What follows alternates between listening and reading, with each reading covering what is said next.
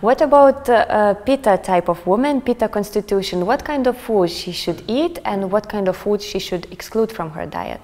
Yes, Pitta is a very interesting constitution, especially Pitta woman. She can be very kind of like especially in the body can be having a lot of fire, of course, because Pitta is dominant by fire. So in the food she must make sure not to have foods which are heating in nature. For example, coffee or alcohol, smoking, hot spices, fried foods, too much oil, anything which is heating in nature. Can be acidic food, for example, anything sour. Yogurt, for example, is also sour taste. Meat is heating. All kind of meats, they increase heat in the body. So you have to be very careful, because if you don't know this kind of rules, so then you are doing something opposite to your nature, and that is a very dangerous thing. Slowly it will manifest into some disease. And when Pitta gets out of balance, especially for females, it is very important to understand, if you are having problems with skin, acne, pimples or hair problems, which are very much part of female beauty, a woman's beauty. So then there is something wrong maybe in the diet. And be careful, Pitta can also be increased by too much anger. When you are angry very often, or you get irritated very often, or you are jealous, or you are envious of others. So try to be calm and quiet and just take it easy, just relax, chill out, and don't be too much afraid of competition, because Pitta people are competitive also. So don't enter into this, just do your things properly. Maintain a balance. So in Ayurveda we always talk about balance. So we should eat cooling things. We should cool our fire, yes, in the body. So watermelon, cucumber, coconut water, even drinking water is very good. So for Pitta woman, important to keep drinking water and not alcohol or beer or something like that. And let's speak now about Kava type of women, Kava constitution. So what these women should eat and exclude from their diet? Well, I would say that Kava women should be very careful about their food, because they have a tendency to gain weight, and gaining weight for a woman is not good, because it's not considered like very beautiful or healthy also, but especially because women is very concerned about her beauty, which is important. So Kava women can really gain weight very easily. Sometimes even by drinking water they can gain weight, and you will realize that Kava women have very difficult time losing weight. They can't lose weight. So first of all, you have to understand that your nature is Kava. So you should accept it, you should enjoy it, you should love it. And in the food, be very careful. Milk products, sweets, fried foods, anything which is oily, greasy, heavy is not good for you. I am not saying that completely stop everything. You can eat them, but in moderation, in small quantities. That is not going to aggravate your Kava. Very nice will be to use a lot of spices. Just maybe a ginger tea is very good. Drinking warm water is very good for Kava people. And of course, if you want, you can make like some kind of a tea with fennel, cumin, coriander and ginger. Just put it little bit in water and just boil it, and you can keep it in a thermos. You can bring it to your office. Keep drinking. It will definitely help you to maintain your weight, of course, and it will also help you to keep your digestive fire in good shape. And in the food, always choose light things. Fruits are good. You can eat some khichdi, you can eat some porridge, you can eat, of course, vegetables, boiled vegetables, vegetable soups, cooked vegetables. This is what a Kava lady should be eating. And then she will find out that this is very good to maintain the health. And of course, not only this will provide her energy, but this will also be helping her to prevent a lot of diseases which are very common now, like diabetes and high cholesterol and thyroid problems and all these things. That seems more simple. It is the diet more healthy and happy yes, you are.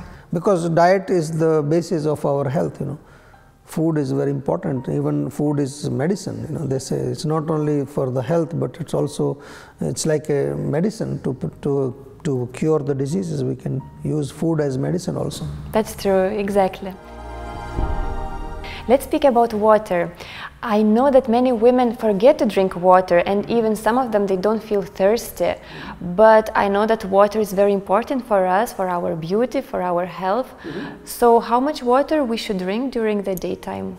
Yeah, this is true. First of all, I would like to mention that people forget to drink water. You said that why they forget? Because they're drinking many other things. Their day starts with coffee, then they go to office, then maybe some cold drink, some kind of a, soda drink, then maybe is another coffee in the afternoon, and then in the evening it could be a glass of wine or it could be beer.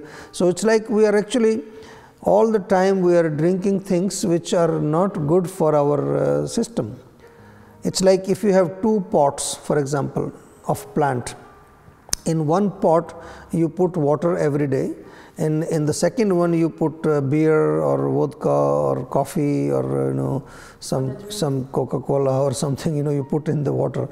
So you will see the difference within few days. You will see that this plant is dying, and this plant is growing. So that's why in Ayurveda we say water is life, and 70% of our body is water. So we have to continuously replace it.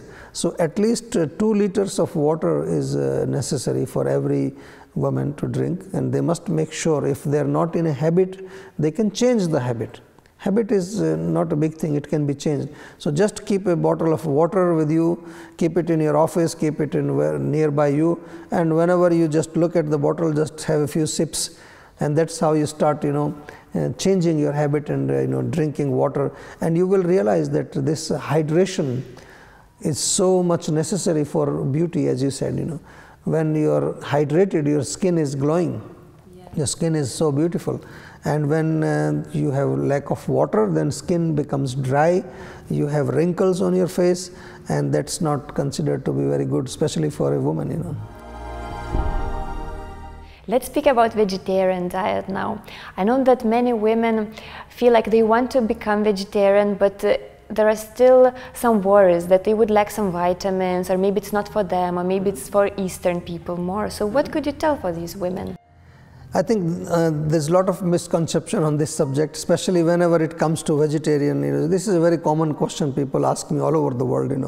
And one thing people very clearly think that this vegetarian diet is only something for Indian people, or it is something to do with the religion. It's a completely misunderstood subject. First of all, I would like to very simply put this statement that before you choose what you want to eat, you must see what is your design. It's like you have a petrol car and you have a diesel car. So you put petrol in the petrol car, right? And in the diesel car you put diesel. We are very, very smart about that, because we don't want to spoil our car. But what about this car? Have we ever thought like what design is this car? Is it a vegetarian design or is it a non-vegetarian design? Is it a meat-eating design or it's a vegetarian? So I think if you look at the features, we don't have big canines like the meat-eating animals. We have big molars like vegetarian animals. We drink water by gulping like vegetarian, like a cow drinks water. We don't drink water like lion, which with the tongue. Our intestines are long as vegetarian design. In the meat-eating animals, the intestines are very small, because meat should not stay for long in the system. It will create a lot of problems. So by design we are vegetarian. So it's like you decide, do you want to put petrol in the diesel car? So it's not logical, not rational. This is one thing. Again, I think somehow people are still very hesitant. Even if they want to become vegetarian, they think, oh, this is maybe something Indian. It's very interesting now in the US, now they have started calling it plant-based diet. So they don't call it vegetarian, it's called plant-based diet. And in fact, they have done a lot of research, and they have found out that the plant-based diet, which is vegetarian diet, is good for the human beings, and it is very healthy for human beings. So it's not just a part of Ayurveda saying this. This is actually now even justified or scientifically validated by the modern scientists, and they have said that vegetarian diet is good for people. So try to be vegetarian. Just see. Another thing, people think that whenever they think of vegetarian, they think salad, Yes, maybe exactly. some salad or potatoes, or that's what is vegetarian. But no, if you really want to enjoy, if you want to come to India, you'll see like there are restaurants which are pure vegetarian, and there are hundreds and hundreds types of recipes you can find on the menu. Of course, these days you also can find a lot of things on internet. You can always try and cook, and you will really enjoy. And very important is that when we eat food, we are not only eating for the body, we have to also eat for the mind. And when we eat meat, it's not healthy for the mind, because according to Ayurveda, it is rajasic or tamasic. It has no prana also. If you talk about energy, it's a dead food.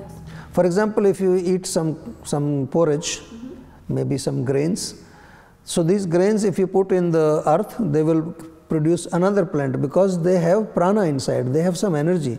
But from a piece of chicken, you cannot produce another chicken, because it's already dead. So you have to think, if you want proteins, get proteins from your lentils, get proteins from, there's so many other sources. From sprouts you can get proteins. So get proteins with prana and not proteins without prana, because at subtle level our system needs prana to survive. Prana is the life force, it is the life energy, we all need it. Otherwise we are kind of like dead.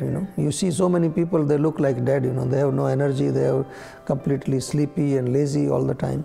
So this is the basic fundamental thing. And finally, don't forget that we are souls. We are eating not only for the body and for the mind. As a soul, we all like to be non-violent. No soul likes violence. We don't want killing.